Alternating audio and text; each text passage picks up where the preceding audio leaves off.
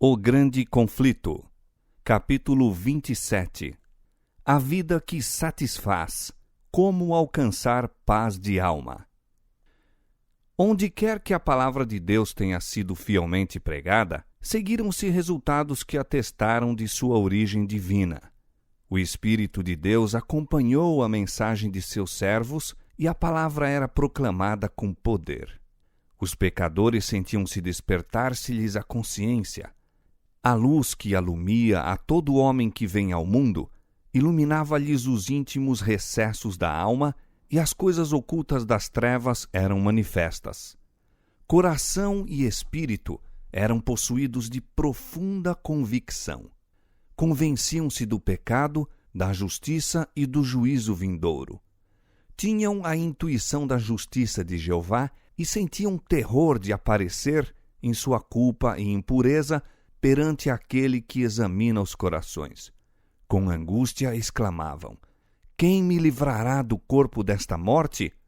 Ao revelar-se a cruz do Calvário, com o infinito sacrifício pelos pecados dos homens, viram que nada, senão os méritos de Cristo, seria suficiente para a expiação de suas transgressões. Somente esses méritos poderiam reconciliar os homens com Deus. Com fé e humildade, aceitaram o Cordeiro de Deus, que tira o pecado do mundo. Pelo sangue de Jesus tiveram a remissão dos pecados passados. Aquelas almas produziram frutos dignos de arrependimento, creram e foram batizadas e levantaram-se para andar em novidade de vida, como novas criaturas em Cristo Jesus, não para se conformarem aos desejos anteriores, mas, pela fé no Filho de Deus, seguir-lhe os passos, refletir-lhe o caráter e purificar-se assim como ele é puro. As coisas que antes odiavam, agora amavam, e as que antes amavam, passaram a odiar. Os orgulhosos e presunçosos tornaram-se mansos e humildes de coração. Os vaidosos e arrogantes se fizeram sérios e acessíveis. Os profanos se tornaram reverentes, sóbrios os ébrios, os devassos puros. As modas vãs do mundo foram postas de parte. Os cristãos procuravam não o enfeite exterior, no frisado dos cabelos, no uso de joias de ouro, na compostura dos vestidos, mas o homem encoberto no coração, no incorruptível trajo de um espírito manso e quieto, que é precioso diante de Deus. 1 Pedro capítulo 3, versos 3 e 4. Os despertamentos resultaram em profundo exame de coração e humildade. Caracterizavam-se pelos solenes e fervorosos apelos ao pecador, pela terna misericórdia para com a aquisição efetuada pelo sangue de Cristo. Homens e mulheres oravam e lutavam com Deus pela salvação de almas. Os frutos de semelhantes avivamentos eram vistos nas almas que não recuavam da renúncia e do sacrifício, mas se regozijavam de que fossem consideradas dignas de sofrer o vitupério e provação por amor de Cristo. Notava-se uma transformação na vida dos que tinham professado o nome de Jesus. A comunidade se beneficiava por sua influência. Uniam-se com Cristo e semeavam no Espírito a fim de ceifar a vida eterna. Podia-se dizer deles: fostes contristados para o arrependimento, porque a tristeza segundo Deus opera arrependimento para a salvação, da qual ninguém se arrepende, mas a tristeza do mundo opera a morte. Porque quanto cuidado não produziu isto mesmo em vós, que segundo Deus fostes contristados? Que apologia, que indignação, que temor, que saudades, que zelo, que vingança. Em tudo mostrastes estar puros neste negócio. 2 Coríntios capítulo 7, versos 9 a 11. Este é o resultado da obra do Espírito de Deus. Não há prova de genuíno arrependimento a menos que ele opere reforma na vida. Se restitui o penhor, devolve o que tinha roubado, confessa os pecados e ama a Deus e seus semelhantes, pode o pecador estar certo de que encontrou paz com Deus. Foram estes os efeitos que, em anos anteriores, se seguiram as ocasiões de avivamento religioso. Julgados pelos seus frutos, sabia-se que eram abençoados por Deus para a salvação dos homens e para erguimento da humanidade. Muitos dos despertamentos dos tempos modernos têm, no entanto, apresentado notável contraste com aquelas manifestações de graça divina que nos primitivos tempos se seguiam aos labores dos servos de Deus. É verdade que se desperta grande interesse, muitos professam conversão e há larga afluência às igrejas. Não obstante, os resultados não são de molde a autorizar a crença de que houve aumento correspondente da verdadeira vida espiritual. A luz que chameja por algum tempo logo fenece, deixando as trevas mais densas do que antes. Avivamentos populares são muitas vezes levados a efeito por meio de apelos à imaginação, excitando-se as emoções, satisfazendo-se o amor ao que é novo e surpreendente. Conversos ganhos desta maneira têm pouco desejo de ouvir a verdade bíblica, pouco interesse no testemunho dos profetas e apóstolos. A menos que o serviço religioso assuma algo de caráter sensacional, não lhes oferece atração. Não é atendida a mensagem que apele para a razão desapaixonada. As claras advertências da palavra de Deus, que diretamente se referem aos seus interesses eternos, não são tomadas a sério. Por toda a alma verdadeiramente convertida, a relação com Deus e com as coisas eternas será o grande objetivo da vida.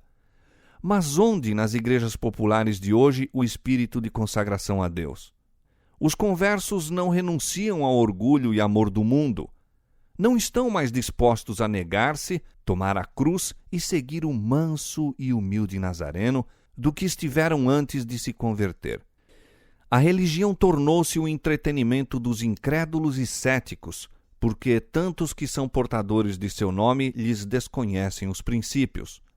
O poder da piedade quase desapareceu de muitas das igrejas.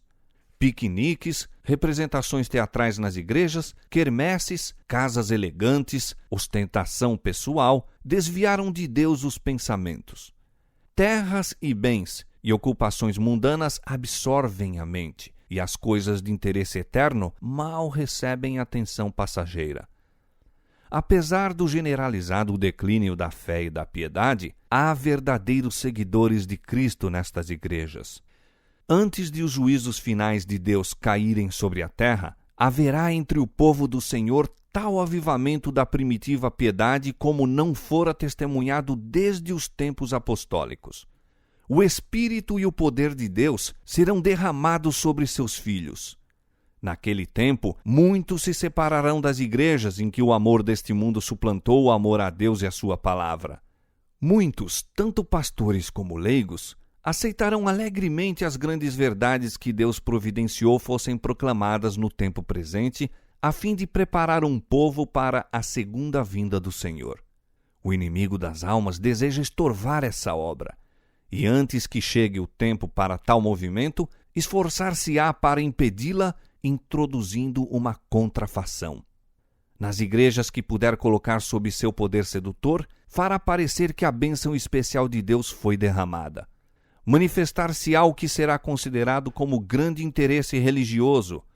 Multidões exultarão de que Deus esteja operando maravilhosamente por elas, quando a obra é de outro espírito. Sob o disfarce religioso, Satanás procurará estender sua influência sobre o mundo cristão. Em muitos dos avivamentos ocorridos durante o último meio século, tem estado a operar, em maior ou menor grau, as mesmas influências que se manifestarão em movimentos mais extensos no futuro. Há um excitamento emotivo, mistura do verdadeiro com o falso, muito apropriado para transviar. Contudo, ninguém necessita ser enganado. À luz da palavra de Deus, não é difícil determinar a natureza destes movimentos. Onde quer que os homens negligenciem o testemunho da Escritura Sagrada, desviando-se das verdades claras que servem para provar a alma e que exigem a renúncia de si mesmo e a do mundo, podemos estar certos de que ali não é outorgada a bênção de Deus. E, pela regra que o próprio Cristo deu, por seus frutos os conhecereis. Mateus 7,16. É evidente que esses movimentos não são obra do Espírito de Deus. Nas verdades de sua palavra, Deus deu aos homens a revelação de si mesmo, e a todos os que as aceitam servem de escudo contra os enganos de Satanás. Foi a negligência destas verdades que abriu a porta aos males que tanto se estão generalizando agora no mundo religioso. Tem-se perdido de vista, em grande parte, a natureza e importância da lei de Deus. Uma concepção errônea do caráter, perpetuidade e vigência da lei divina tem ocasionado erros quanto à conversão e santificação, resultando em baixar na Igreja a norma da piedade. Aqui deve encontrar-se o segredo da falta do Espírito e poder de Deus nos avivamentos de nosso tempo. Há, nas várias denominações, homens eminentes por sua piedade que reconhecem e lamentam este fato. O professor Eduardo A. Parque, apresentando os perigos atuais de natureza religiosa, diz acertadamente: fonte de perigos é a negligência, por parte do púlpito, de insistir sobre a lei divina. Nos dias passados, o púlpito era o eco da voz da consciência. Os nossos mais ilustres pregadores davam admirável majestade aos seus discursos, seguindo o exemplo do Mestre e pondo em preeminência a lei, seus preceitos e ameaças. Repetiam as duas grandes máximas de que a lei é a transcrição das perfeições divinas e que o homem que não ame a lei não ama o Evangelho, pois a lei, bem como o Evangelho, é um espelho que reflete o verdadeiro caráter de Deus. Este perigo leva a outro, o de não avaliar devidamente o mal do pecado e sua extensão e demérito. Em proporção com a justiça do mandamento está o erro de desobedecer-lhe. Unindo aos perigos já mencionados, está o de depreciar a justiça de Deus. A tendência do púlpito moderno é separar da benevolência divina a justiça divina, reduzir a benevolência a um sentimento em vez de exaltá-la a um princípio. O novo prisma teológico divide ao meio o que Deus havia ajuntado. É a lei divina um bem ou um mal? É um bem. Então, a justiça é um bem, pois que ela é uma disposição para executar a lei. Do hábito de desvalorizar a lei e a justiça divinas e o alcance e demérito da desobediência humana, os homens facilmente resvalam para o hábito de depreciar a graça que proveu a expiação do pecado. Assim, o Evangelho perde seu valor e importância no espírito dos homens, não tardando estes em praticamente pôr de lado a própria Escritura Sagrada. Muitos ensinadores religiosos asseveram que Cristo, pela sua morte, aboliu a lei, e em virtude disso, estão os homens livres de suas reivindicações. Alguns há que a representam como um jugo penoso, e, em contraste com a servidão da lei, apresentam a liberdade a ser gozada sob o Evangelho. Não foi, porém, assim que profetas e apóstolos consideravam a santa lei de Deus. Disse Davi: andarei em liberdade, pois busquei os teus preceitos. Salmo 119, 45. O apóstolo Tiago, que escreveu depois da morte de Cristo, refere-se ao decálogo como a lei real e a lei perfeita da liberdade. Tiago 2, 8 e 1, 25. E o escritor do Apocalipse, meio século depois da crucifixão, pronuncia uma bênção aos que guardam os seus mandamentos para que tenham direito à árvore da vida e possam entrar na cidade pelas portas. Apocalipse 22, 14. A declaração de que Cristo, por sua morte, aboliu a lei do Pai, não tem fundamento. Se tivesse sido possível mudar a lei ou pô-la de parte, não teria sido necessário que Cristo morresse para salvar o homem da pena do pecado. A morte de Cristo, longe de abolir a lei, prova que ela é imutável. O Filho do Homem veio para engrandecer a lei e torná-la gloriosa. Isaías 42, 21. Disse ele: não cuideis que vim destruir a lei. Até que o céu e a terra passem, nem um jota ou um tio se omitirá da lei. Mateus 5, 17 e 18. E com relação a si próprio, declara ele: Deleito-me em fazer a tua vontade, ó Deus meu. Sim, a tua lei está dentro do meu coração. Salmo 40, verso 8. A lei de Deus, pela sua própria natureza, é imutável. É uma revelação da vontade e caráter do autor. Deus é amor e sua lei é amor. Seus dois grandes princípios são amor a Deus e amor ao homem. O cumprimento da lei é o amor. Romanos 13, 10. O caráter de Deus é justiça e verdade. Esta é a natureza de sua lei. Diz o salmista: tua lei é a verdade. Todos os teus mandamentos são justiça. Salmo 119, versos 142 e 172. E o apóstolo Paulo declara: a lei é santa e o mandamento santo, justo e bom. Romanos 7, 12. Tal lei, sendo expressão do pensamento e vontade de Deus, deve ser tão duradoura como o seu autor. É obra da conversão e santificação reconciliar os homens com Deus, pondo-os em harmonia com os princípios de sua lei. No princípio, o homem foi criado à imagem de Deus. Estava em perfeita harmonia com a natureza e com a lei de Deus. Os princípios da justiça lhe estavam escritos no coração. O pecado, porém, alienou-o do Criador. Não mais refletia a imagem divina. O coração estava em guerra com os princípios da lei de Deus. A inclinação da carne é inimizade contra Deus, pois não é sujeita à lei de Deus, nem em verdade o pode ser. Romanos 8, 7. Mas Deus amou o mundo de tal maneira que deu o seu Filho unigênito para que o homem pudesse reconciliar-se com ele. Mediante os méritos de Cristo, pode aquele se restabelecer a harmonia com o Criador. O coração deve ser renovado pela graça divina, deve receber nova vida de cima. Esta mudança é o novo nascimento, sem o que, diz Jesus, o homem não pode ver o reino de Deus. O primeiro passo na reconciliação com Deus é a convicção de pecado. Pecado é o quebrantamento da lei. Pela lei vem o conhecimento do pecado. 1 João capítulo 3, verso 4 e Romanos capítulo 3, verso 20. A fim de ver sua culpa, o pecador deve provar o caráter próprio pela grande norma divina de justiça. É um espelho que mostra a perfeição de um viver justo, habilitando o pecador a discernir seus defeitos de caráter. A lei revela ao homem os seus pecados, mas não provê remédio. Ao mesmo tempo que promete vida ao obediente, declara que a morte é o quinhão do transgressor. Unicamente o Evangelho de Cristo o pode livrar da condenação ou contaminação do pecado.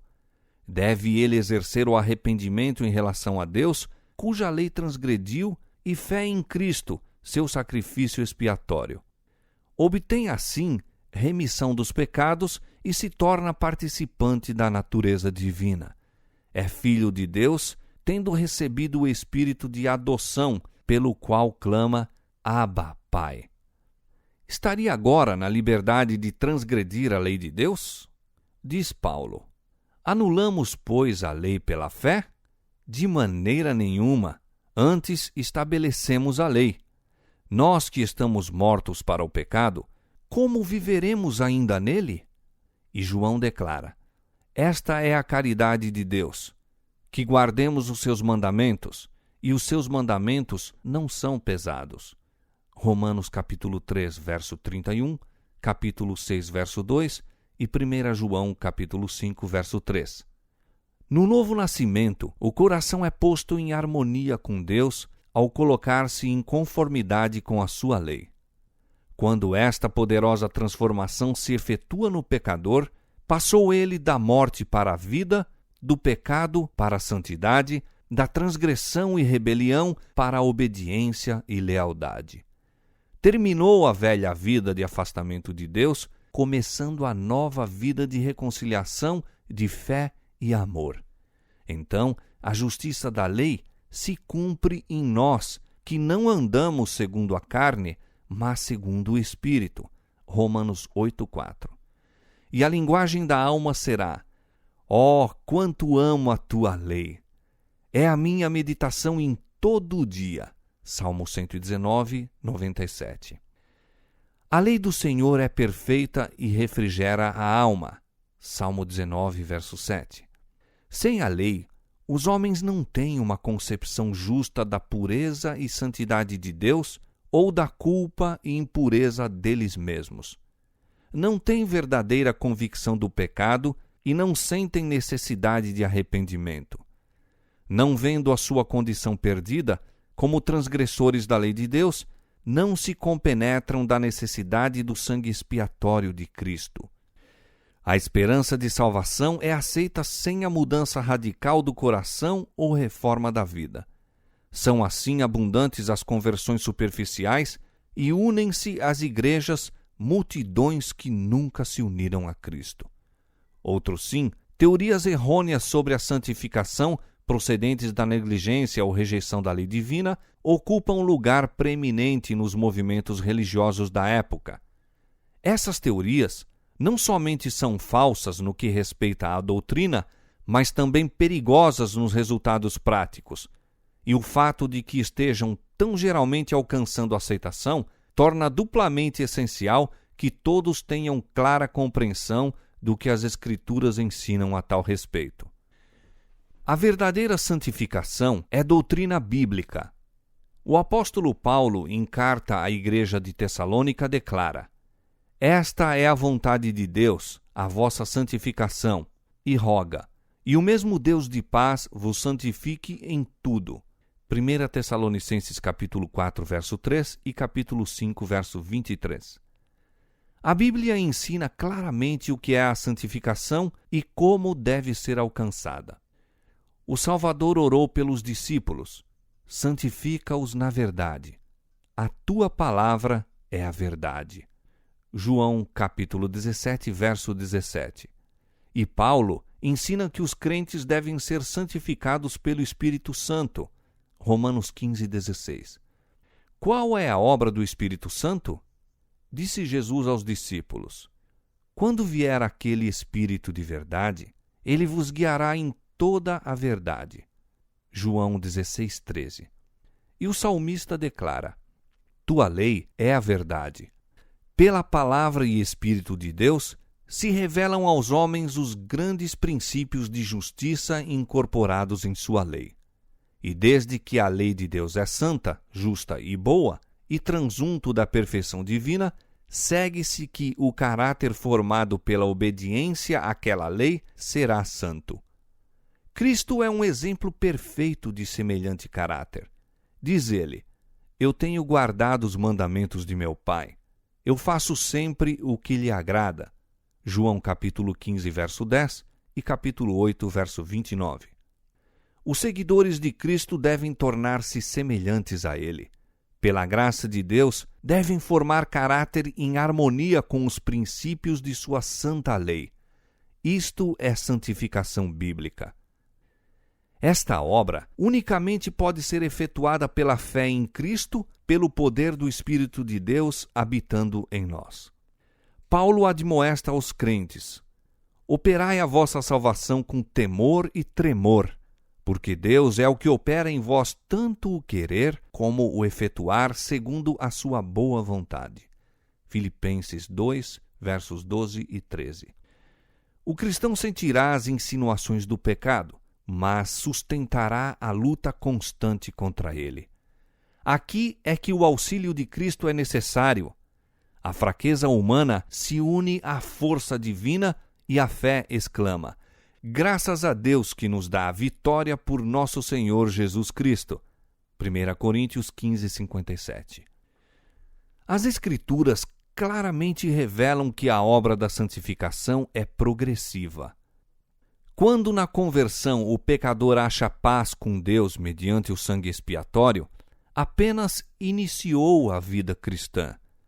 Deve agora aperfeiçoar-se, crescer até a medida da estatura completa de Cristo. Diz o apóstolo Paulo: uma coisa faço, e é que, esquecendo-me das coisas que atrás ficam e avançando para as que estão diante de mim, prossigo para o alvo, pelo prêmio da soberana vocação de Deus em Cristo Jesus. Filipenses capítulo 3, versos 13 e 14.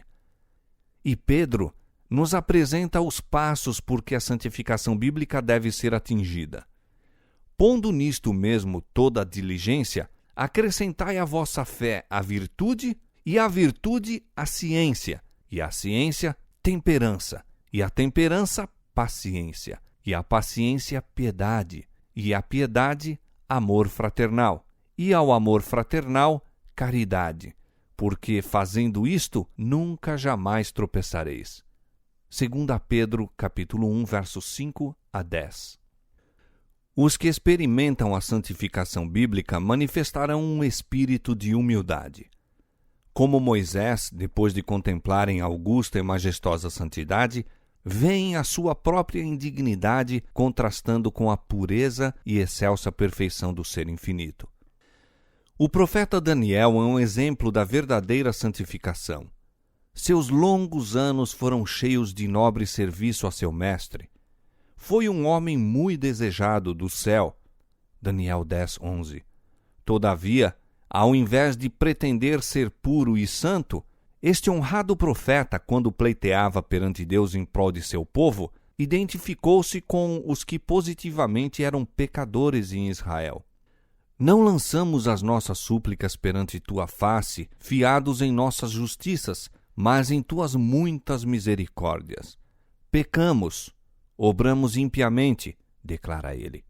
Estando eu ainda falando e orando, e confessando o meu pecado e o pecado do meu povo, e quando em ocasião posterior, o Filho de Deus lhe apareceu a fim de lhe dar instrução. Diz Daniel: transmudou-se em mim a minha formosura em desmaio, e não retive força alguma. Daniel capítulo 9, versos 18, 15 e 20, capítulo 10, verso 8. Quando Jó ouviu do redemoinho a voz do Senhor, exclamou: por isso me abomino e me arrependo no pó e na cinza. Jó 42, verso 6. Foi quando Isaías viu a glória do Senhor e ouviu os querubins aclamar: Santo, Santo, Santo é o Senhor dos exércitos, que exclamou: ai de mim que vou perecendo. Isaías capítulo 6, versos 3 e 5. Arrebatado ao terceiro céu, Paulo ouviu coisas que não era possível ao homem proferir e fala de si mesmo como o mínimo de todos os santos. 2 Coríntios capítulo 12, versos 2 a 4 e Efésios capítulo 3, verso 8. Foi o amado João que se reclinou ao peito de Jesus e lhe contemplou a glória que caiu como morto aos pés de um anjo. Apocalipse 1, 17. Não pode haver exaltação própria, jactanciosa pretensão à libertação do pecado por parte dos que andam à sombra da cruz do Calvário. Sentem eles que foi seu pecado o causador da agonia que quebrantou o coração do Filho de Deus, e este pensamento os levará à humilhação própria. Os que mais perto vivem de Jesus, mais claramente discernem a fragilidade e pecaminosidade do ser humano, e sua única esperança está nos méritos de um Salvador crucificado e ressurgido. A santificação que ora adquire preeminência no mundo religioso traz consigo o espírito de exaltação própria e o desrespeito pela lei de Deus, os quais a estigmatizam como estranha à religião da Escritura Sagrada. Seus paladinos ensinam que a santificação é obra instantânea, pela qual, mediante a fé apenas, alcançam perfeita santidade. Crede tão somente, dizem, e a bênção será vossa. Nenhum outro esforço por parte do que recebe se pressupõe necessário. Ao mesmo tempo, negam a autoridade da lei de Deus, insistindo em que estão livres da obrigação de guardar os mandamentos. Mas é possível aos homens ser santos de acordo com a vontade e caráter de Deus, sem ficar em harmonia com os princípios que são a expressão de sua natureza e vontade e que mostram o que lhe é agradável? O desejo de uma religião fácil, que não exija esforço, renúncia nem ruptura com as loucuras do mundo, tem tornado popular a doutrina da fé e da fé somente. Mas que diz a palavra de Deus? Declara o apóstolo Tiago: meus irmãos, que aproveita se alguém disser que tem fé e não tiver as obras? Porventura a fé pode salvá-lo? Mas, ó homem vão, queres tu saber que a fé sem as obras é morta? Porventura o nosso pai Abraão não foi justificado pelas obras quando ofereceu sobre o altar o seu filho Isaque? Bem vês que a fé cooperou com as obras e que pelas obras a fé foi aperfeiçoada. Vedes então que o homem é justificado pelas obras e não somente pela fé. Tiago capítulo 2, versos 14 a 24. O testemunho da palavra de Deus é contra esta doutrina insidiosa da fé sem as obras. Não é fé pretender o favor de Deus sem cumprir as condições necessárias para que a graça seja concedida. É presunção, pois que a fé genuína se fundamenta nas promessas e disposições das Escrituras. Ninguém se engane com a crença de que pode tornar-se santo enquanto voluntariamente transgride um dos mandamentos de Deus. O cometer o pecado conhecido faz silenciar a voz testemunhadora do Espírito e separa a alma de Deus. Pecado é o quebrantamento da lei, e qualquer que peca, transgride a lei, não ouviu nem o conheceu. 1 João capítulo 3, verso 6. Conquanto João em suas epístolas trate tão amplamente do amor, não hesita, todavia, em revelar o verdadeiro caráter dessa classe de pessoas que pretende ser santificada ao mesmo tempo em que vive a transgredir a lei de Deus. Aquele que diz, eu conheço-o, e não guarda os seus mandamentos, é mentiroso, e nele não está a verdade. Mas qualquer que guarda a sua palavra, o amor de Deus está nele verdadeiramente aperfeiçoado. 1 João capítulo 2, versos 4 e 5. Esta é a pedra de toque de toda a profissão de fé.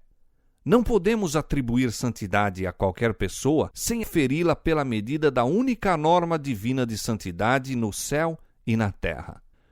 Se os homens não sentem o peso da lei moral, se amesquinham e consideram levianamente os preceitos de Deus, se violam o menor desses mandamentos e assim ensinam os homens, não serão de nenhum apreço à vista do céu e podemos saber que suas pretensões são destituídas de fundamento. E a alegação de estarem sem pecado é em si mesma evidência de que aquele que a alimenta longe está de ser santo. É porque não tem nenhuma concepção verdadeira da infinita pureza e santidade de Deus ou do que devem ser os que se hão de harmonizar com seu caráter. É porque não aprendeu o verdadeiro conceito da pureza e perfeição supremas de Jesus, bem como da malignidade e horror do pecado, que o homem pode considerar-se santo.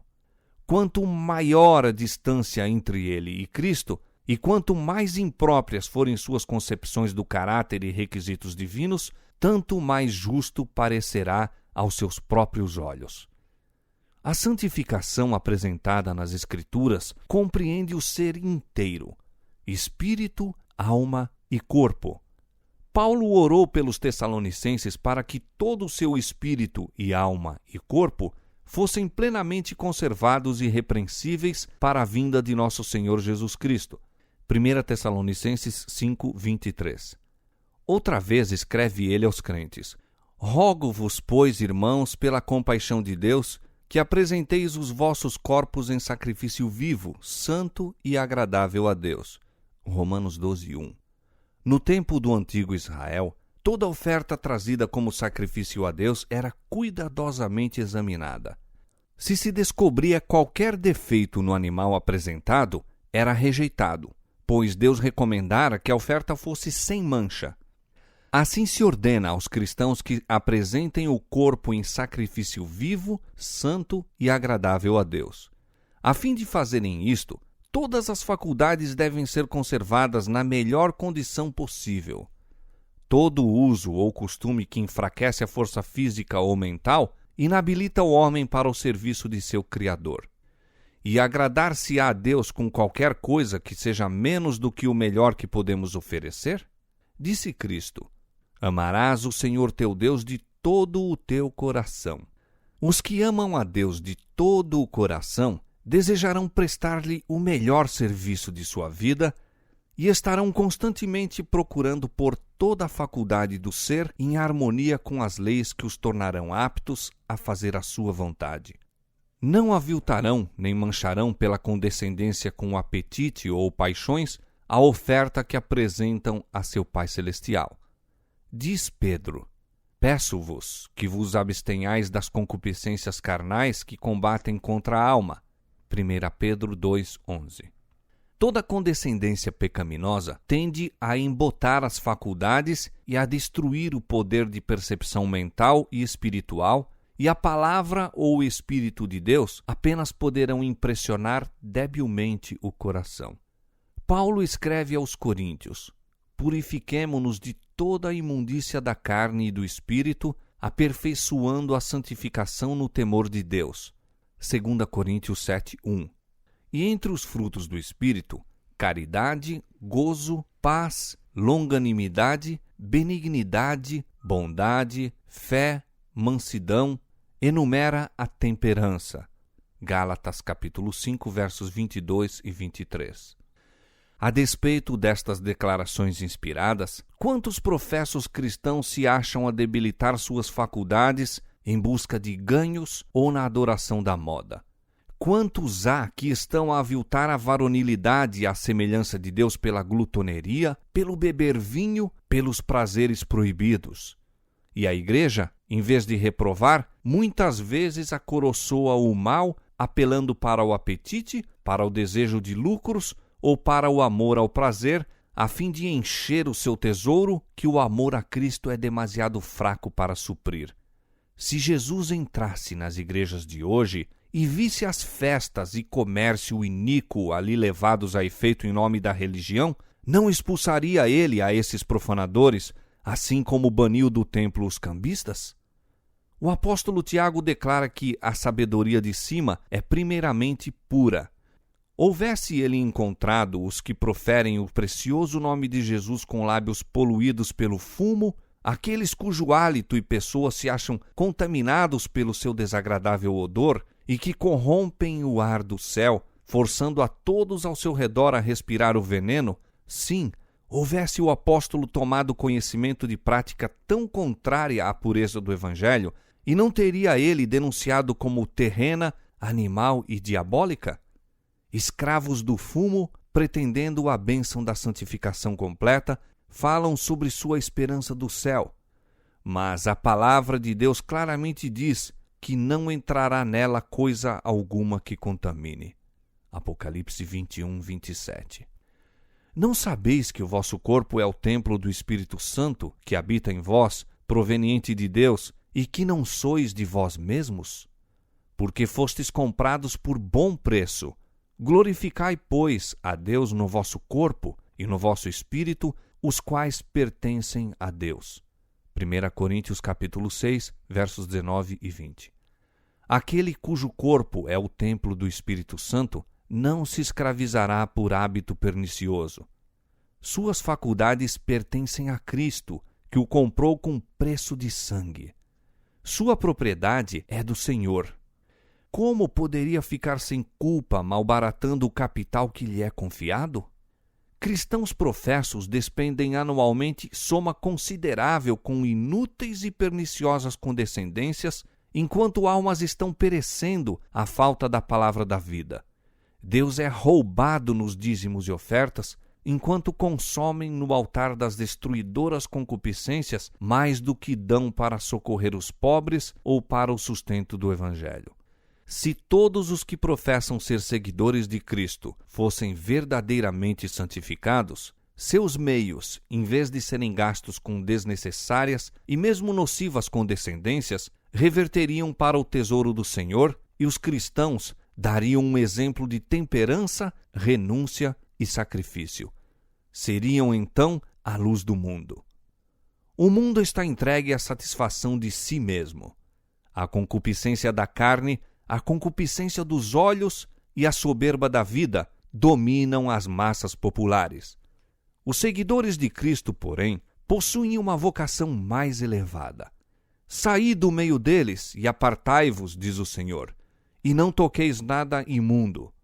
À luz da palavra de Deus, estamos autorizados a declarar que não pode ser genuína a santificação que não opere a completa renúncia de todo desejo pecaminoso e prazeres do mundo. Aos que satisfazem as condições, saí do meio deles e apartai-vos, e não toqueis nada imundo, a promessa de Deus é: eu vos receberei, e eu serei para vós pai, e vós sereis para mim filhos e filhas, diz o Senhor Todo-Poderoso. 2 Coríntios 6, versos 17 e 18.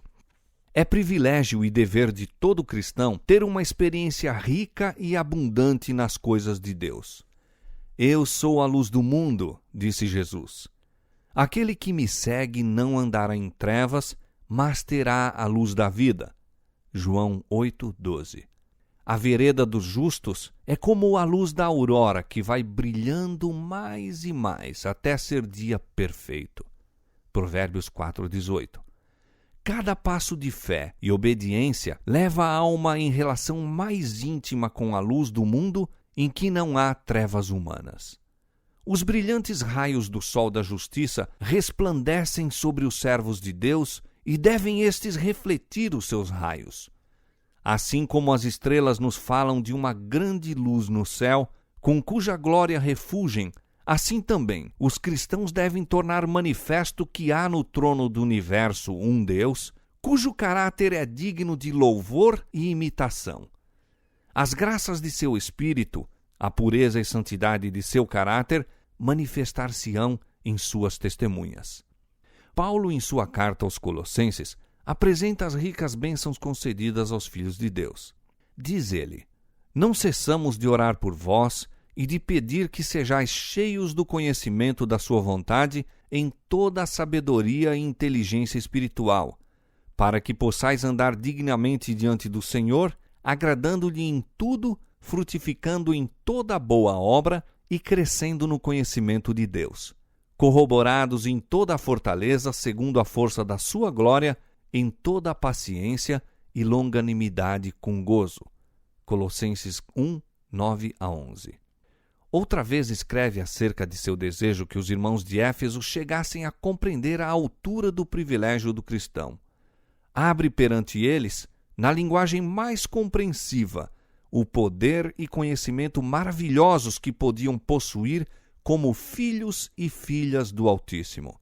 A eles tocava o serem corroboradores com poder pelo seu espírito no homem interior, arraigados e fundados em amor, compreender com todos os santos qual seja a largura, o comprimento e a altura e a profundidade, e conhecer o amor de Cristo, que excede todo o entendimento. Mas a oração do apóstolo atinge o auge do privilégio quando ora para que sejais cheios de toda a plenitude de Deus. Efésios 3, 16-19. Aqui se revelam as culminâncias do aperfeiçoamento a que podemos atingir pela fé nas promessas de nosso Pai Celestial quando cumprimos os seus preceitos. Mediante os méritos de Cristo, temos acesso ao trono do poder infinito. Aquele que nem mesmo a seu próprio Filho poupou, antes o entregou por todos nós, como nos não dará também com ele todas as coisas? Romanos 8:32. O Pai deu ao Filho seu Espírito sem medida, e também nós podemos participar de sua plenitude. Diz Jesus: se vós, sendo maus, sabeis dar boas dádivas a vossos filhos, quanto mais dará o Pai Celestial o Espírito Santo àqueles que lhe o pedirem? Lucas 11:13. Se pedirdes alguma coisa em meu nome, eu o farei. Pedi e recebereis, para que o vosso gozo se cumpra. João 14:14 e 16:24. Posto que a vida do cristão deva ser caracterizada pela humildade, não deveria assinalar-se pela tristeza e depreciação de si mesmo. É privilégio de cada um viver de tal maneira que Deus o aprove e abençoe. Não é da vontade de nosso Pai Celestial que sempre estejamos sob condenação e trevas. O andar cabisbaixo e com o coração cheio de preocupações não constitui prova de verdadeira humildade. Podemos ir a Jesus e ser purificados, permanecendo diante da lei sem opróbrio e remorsos.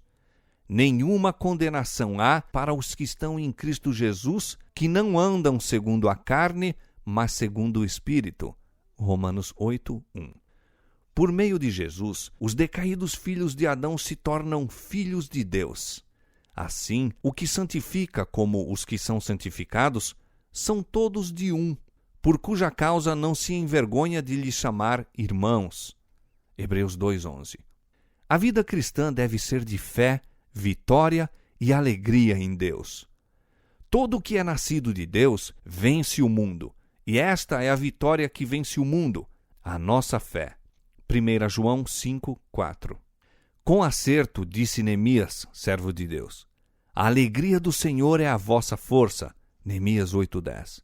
E Paulo diz: regozijai-vos sempre no Senhor. Outra vez digo: regozijai-vos. Regozijai-vos sempre. Orai sem cessar. Em tudo, dai graças, porque esta é a vontade de Deus em Cristo Jesus para convosco. Filipenses capítulo 4, verso 4 e 1 Tessalonicenses capítulo 5, versos 16 a 18. São estes os frutos da conversão e santificação bíblica. E é porque os grandes princípios da justiça, apresentados na lei de Deus, são com tanta indiferença considerados pelo mundo cristão que esses frutos são tão raramente testemunhados. É por isso que tão pouco se manifesta dessa profunda e estável obra do Espírito de Deus, a qual assinalava os avivamentos em anos anteriores. É ao contemplar que somos transformados. E, negligenciando os preceitos sagrados, nos quais Deus revelou aos homens a perfeição e santidade de seu caráter, e atraindo o espírito do povo aos ensinos e teorias humanos, que de estranho poderá haver no consequente declínio da viva piedade da Igreja? Diz o Senhor: a mim me deixaram o manancial de águas vivas e cavaram cisternas rotas que não retêm as águas. Jeremias 2:13. Bem-aventurado o varão que não anda segundo o conselho dos ímpios. Antes tem o seu prazer na lei do Senhor, e na sua lei medita de dia e de noite. Pois será como a árvore plantada junto a ribeiros de águas, a qual dá o seu fruto na estação própria e cujas folhas não caem. E tudo quanto fizer prosperará. Salmo 1, 1-3. É somente à medida que se restabeleça a lei de Deus à sua posição exata que poderá haver avivamento da primitiva fé e piedade entre o seu povo professo. Assim diz o Senhor: ponde-vos nos caminhos e vede, e perguntai pelas veredas antigas, qual é o bom caminho, e andai por ele, e achareis descanso para a vossa alma. Jeremias 6:16.